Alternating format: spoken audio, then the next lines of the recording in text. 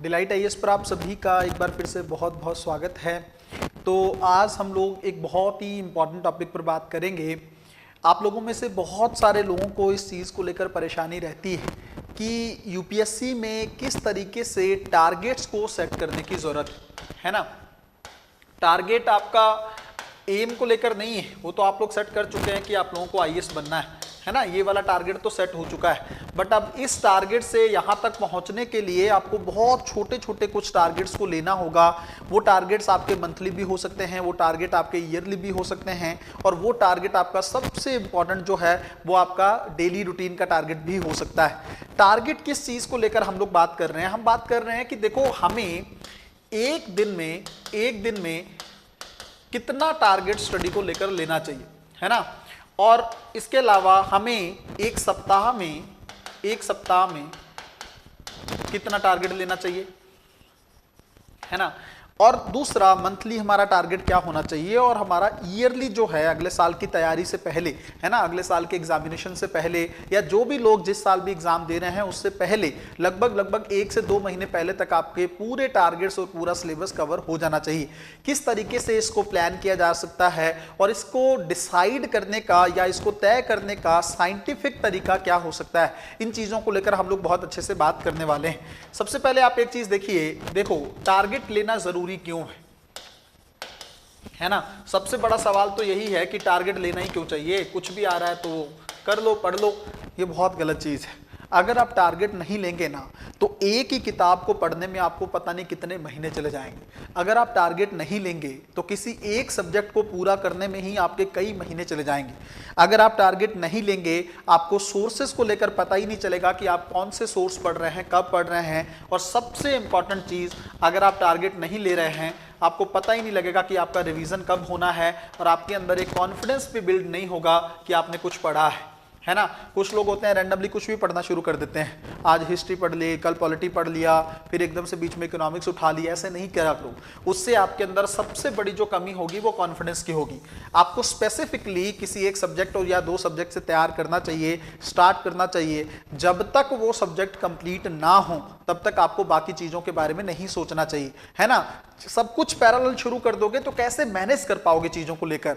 थोड़ा सा इस तरीके से हमें करने की जरूरत है कि हमारे पहले हम, अच्छा देखो, अगर आपने मान लो पॉलिटी स्टार्ट किया, अगर पॉलिटी स्टार्ट कर रखा है आपने और पॉलिटी कंप्लीट कर दिया, मान लो कंप्लीट कर दिया, तो आपके अंदर एक कॉन्फिडेंस तो बिल्ड होगा ना कि यूपीएससी का एक सब्जेक्ट आपका कंप्लीट हो चुका है। उसी तरीके से जैसे आपने हिस्ट्री कर दी तो आपके अंदर एक कॉन्फिडेंस बिल्ड होगा कि अब मेरे को हिस्ट्री को लेकर दिक्कत नहीं है। ऐसे करके चलोगे तो आपके अंदर कॉन्फिडेंस बूस्ट होगा। फिर ऐसे करके जितने भी सब्जेक्ट हैं, जैसे आपका polity, history, geography, economy, environment, science, tech, IR, ये सारा करने के बाद फिर से दोबारा से आप इससे रिवीजन स्टार्ट कर सकते हो, वरना आपको दिक्कत होगी।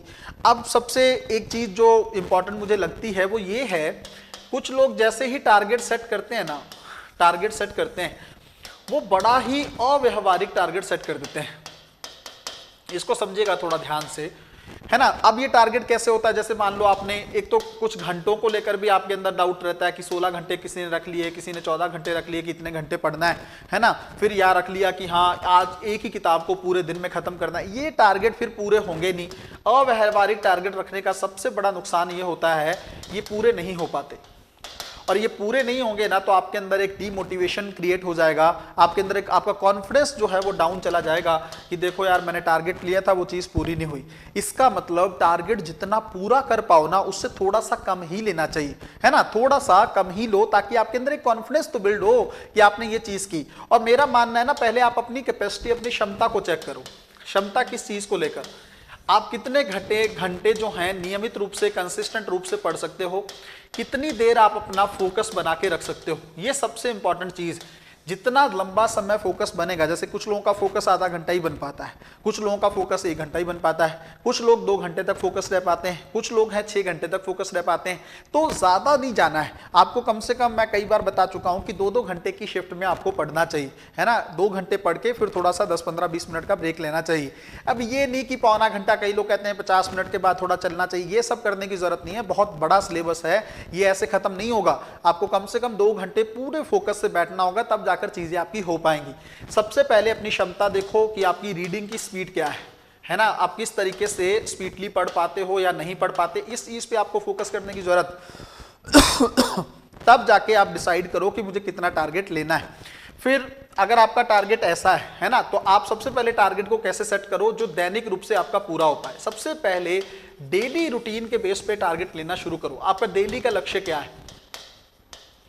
मैंने कई बार आपको बताया है कि ये टारगेट स्मॉल होने चाहिए, ये टारगेट बहुत बड़े नहीं होने चाहिए। मुझे आज ही दिन में ये किताब कर लेनी है, मुझे आज ही ये सब्जेक्ट पूरा कर देना है, मुझे आज ही सीसेट के ये 4 टॉपिक निपटा देने हैं। इतने बड़े बड़े टारगेट्स अगर आप लोगे, वो टारगेट पूरे नहीं हो पाएंगे तो आपके अंदर फिर से मैं वही चीज़ कह रहा हूँ कि कॉन्फिडेंस की कमी होने लगेगी। आपको थोड़ा सा इस तरीके से चीज़ों को करना होगा जो चीज़ें पूरी हो पाएँ। अगर आपका दैनिक टारगेट बहुत अच्छे से पूरा होगा ना, तो आपका जो साप्ताहिक टारगेट है ना, साप्ताहिक टारगेट वो भी बहुत अच्छे से पूरा हो पाएगा। एटलीस्ट एक बार दैनिक टारगेट करो और 7 दिन किसी चीज को इंप्लीमेंट करो, है ना। 7 दिन करने के बाद या 6 दिन पूरे करने के बाद 7वें दिन आप थोड़ा सा विश्लेषण करो किस चीज को लेकर क्या आपके टारगेट पूरे हो पाएंगे। अगर आपका दैनिक टारगेट, मान लो अगर आपने 100% टारगेट लिया था, है ना, कि मान लो मुझे 5 चैप्टर पढ़ने, उसके अंदर अगर आपने 80% चीजें भी कर ली, है ना, 4 चैप्टर भी आपने पढ़ लिए, तो फिर बहुत अच्छी बात है, कम से कम आप टारगेट के नियरेस्ट हो।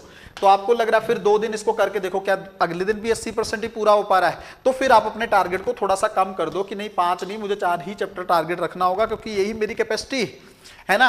1 2 3 दिन करने के बाद आपको अपनी कैपेसिटी का एहसास हो जाएगा कि मुझे कितनी कैपेसिटी मेरी पढ़ने की है ना। तो 80% अगर आपका टारगेट पूरा हो पा रहा है तब भी बुरा नहीं है, बहुत अच्छी बात। बट अगर आपने बहुत बड़ा टारगेट लिया है, आपने कहा कि मुझे 5 चैप्टर दिन में पढ़ने, और आप एक ही चैप्टर पे अभी पूरा दिन निकाल दियो, तो फिर कॉन्फिडेंस, इसका मतलब या तो आपकी क्षमता अच्छी नहीं है या आपने टारगेट बहुत अच्छे तरीके से डिसाइड करके नहीं लिया है। आपको साइंटिफिक तरीके से सोचना होगा मेरी क्षमता कितनी है, एक दिन में मुझे कितना टारगेट लेना चाहिए जो बहुत अच्छे तरीके से पूरा हो जाए। अगर आपका दैनिक टारगेट पूरा हो रहा है, इसका मतलब आपका साप्ताहिक टारगेट भी पूरा हो जाएगा। रविवार वाले दिन आप थोड़ा सा अपने आप को दें कि जो मैंने पिछले 6 दिन का टारगेट लिया था, लक्ष्य लिया था, उसमें मैं कितना पूरा कर पाया हूं।